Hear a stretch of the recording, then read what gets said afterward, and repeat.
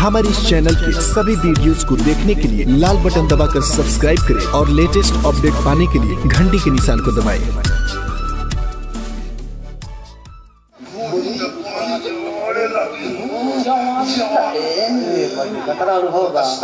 जुवती लगत जुवती जना कर चाही माता पहले ना रही तब जानते बड़ो दारी जानकारी जो बात बनबे करिले आ तू जाना तोरा कि फुहरका के हम डायरेक्टर है बाकी तारी लाई लगता दुआर पर बानी जरवा सब बानी तो ना तो हमारा उतना सुंदर सुंदर गीत गा दिले को अकेला हूं सुनबो तो मोबाइल बंद करके पड़े लेकिन हम देखा तने उगो नहीं आ रहा बलिया मोहल्ला हमरे के जिलवा तने अभी सब बेता बा माने को औरत को ना सुनेला चलेला जहां औरत को बात आतला जाए के पड़ी हां जी घोड़ी में पानी आता ना तरह का दूर से बोलाल भाई बतावे खातिर लोग के जगह घोड़ी में पानी ना आड़ी वो बूढ़ा के तो जवान नहीं के भाई ऐसा ही हम कहना चाहते हैं कि तो पहले कह दे ऐसा ही एगो पियो को चल गई जहां जिस्म के व्यापार होला बुझता नहीं बात नु हां जी जहां देह धंधा होला तहां चल बोले पीलर है दम पर पीलर में बुझाता लागल जन के पर ये व्यवस्था में अपना खाए तो वो खिसिया कहते कि रे नतिया तू वो दुकान खुला है तीसरा अपना बाबूजी खातिर काउंटर खोला तरह कई गो रहा है के रहा है बताए ना बूढ़ा भाई चल इतने भर प्रसंग मेरे के साथ गोस्वामी तुलसी वाली लिखले बानी एक बार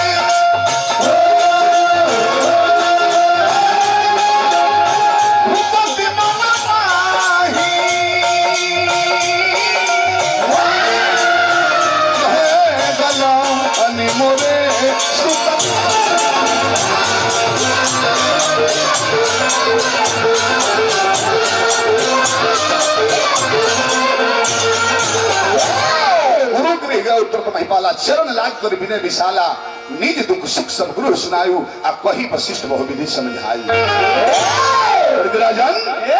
चक्रवर्ती महाराज दशरथ के चेहरे पे चिंता की लकीर झलक रही है आखिर कारण क्या है बल्कि बाबा वा कोई जाना था नहीं ये बना ही बीमा बीमा अरबानी जननवा रौरज ये बना ही बीमा बीमा अरबानी जननवा रौरज रौरज जन पेनुबा तब पुत्र बिना सुना अबा भवनवा रौरज जन पेनुबा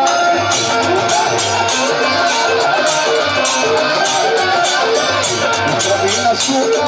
भवनवा रौरज जन पेनुबा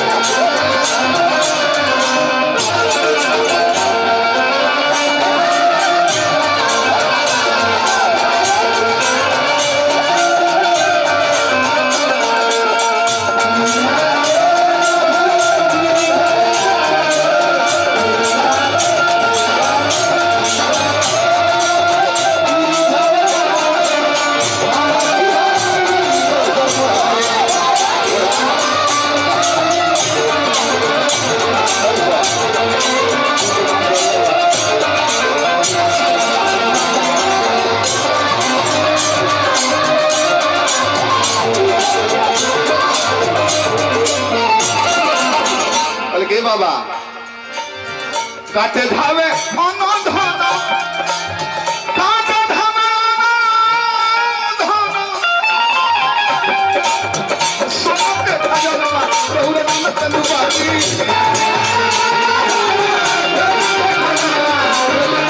काटे धावे धनो धनो सोके भजनवा रौरज जन पेनुबा रौरज जनते हैं तब पुत्र बिना सुना बा भवनवा रौरज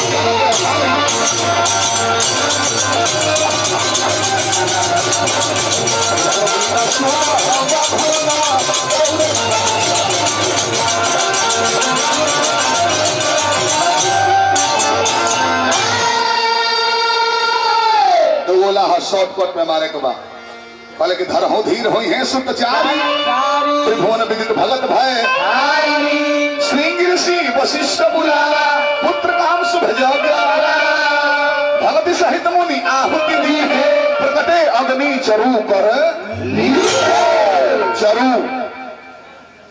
चरु खीर ना मुख्य का हो सामग्री खीर खाती दूध चीनी चावल चावल 3 गो भइल ओकरा अलगा से काजू किशमिश डालत रहो गिनती में ना ना ना 3 चीज मुख्य में कहो लिखल बा चरू एगो कवि के मत हो कि उसमें दशरथ जी के मड़ी मिलल रहे जना मेरा रावण अपना बापजी विश्वासरावा से कहलस कि कौशल्या का दशरथ का शादी हो गया वहां पे सुहाग रात में हमारी मौत का तांडव का सामान तैयार किया जाएगा और आप पिता होकर एक पुत्र की रक्षा नहीं करते हैं। दशरथ जी का अपहरण करके बच्चा पैदा करने की ताकत मणि को मंथन करके खींच के बोतल में रख के या घड़े में रख के रावण को दे दिया गया। फिर दशरथ को जगह पे छोड़ दिया गया। रावण गलती कर अपना माई से कहलस कि माई के जौहर होके छुए मत दी है वो तो जानत रह कि हमरा मौत के समान हो। एक दिन झगड़ा भइल आपसे में कसी लेके पी ले इस समय आई वही मणि से दशरथ जी के विभीषण के अवतार भइल जे स्वयं राम बड़ भाई को के तिलक तले बड़े बालू घाट पर समुद्र के किनारा और रावण जलस की हमारे घर गलती हो गई खिसिया के फेंकले बटे बलशाली रहबे कल कैलाश पर्वत के हिलावे वाला छपरा जिला श्रृंगेरी से तपस्या करत रहले अब वो हाथ में आके गिरल बटे कहले की ध्यान लगो करी तो दशरथ जी की मोड़ी अग्नि में डाल दे कहले कि अग्नि देवता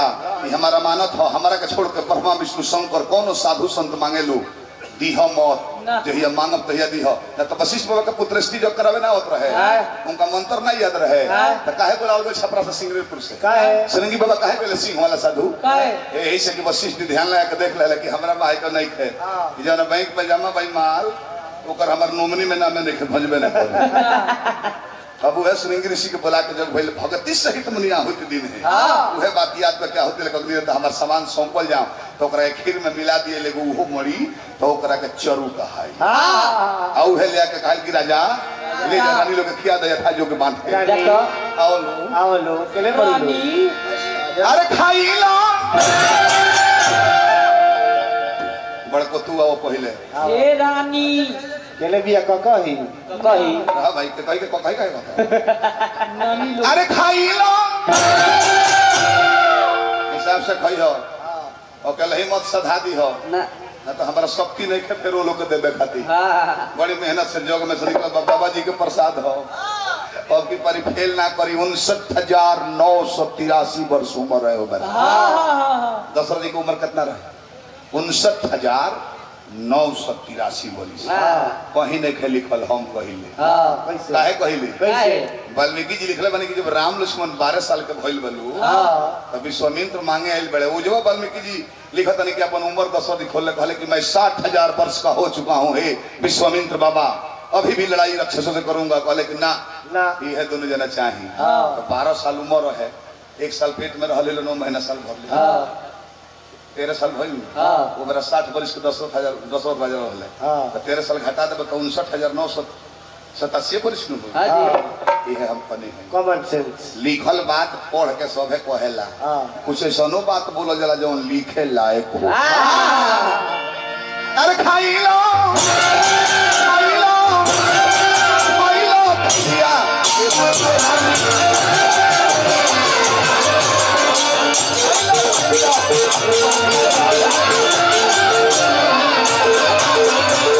और देखा एने तू आओ नानी छटको हो तू आओ लोग तू सबसे प्यारी रानी हो हमारा भले हो पहले सवारी तू बाद में आइल बाड़ू बड़को रानी खा लो तू छोटको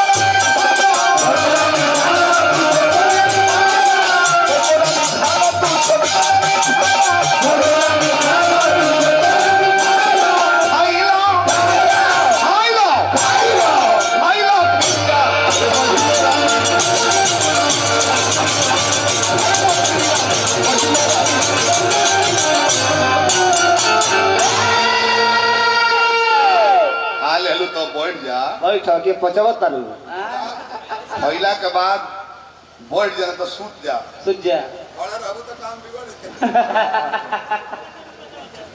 बहुत बहुत पुरस्कार हमारा दीपक एल्युमिनियम प्लाईवुड बहुत बहुत पुरस्कार भैया के हार्दिक शुभकामना करते हैं जा हई कहता रहे कि 10 टकिया देखले हमरा 7 महीना भइल रहल भाई तो कर ये परिवार के बुझा तर हां जी धान काटत रहले